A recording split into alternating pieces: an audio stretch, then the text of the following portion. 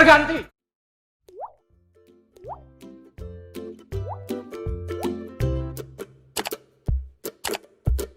Persidangan dengan terdakwa Rizik Syihab kembali berlanjut di Pengadilan Negeri Jakarta Timur Selasa 16 Maret 2021 siang.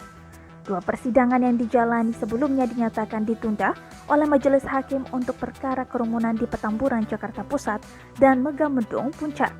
Adapun persidangan ketiga untuk perkara kasus dugaan menghalang-halangi petugas COVID-19 saat Rizik dirawat di Rumah Sakit Umi Bogor baru saja dibuka.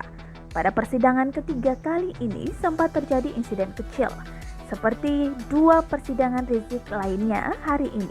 Pihak kuasa hukum bersikeras mendesak jaksa dan hakim menghadirkan terdakwa di ruang sidang. Mereka menolak pelaksanaan sidang virtual. Untuk diketahui, persidangan perdana dengan agenda pembacaan dakwaan ini digelar virtual karena masih pandemi COVID-19. Rizik menjalani persidangan lewat tayangan live streaming dari ruang di Barreskrim Polri.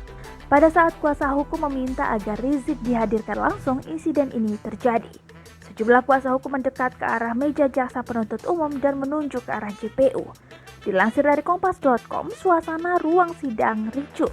Para kuasa hukum terus berteriak-teriak ke arah JPU dan hakim. Ini negara hukum, kalian sudah disumpah, ujar salah satu kuasa hukum.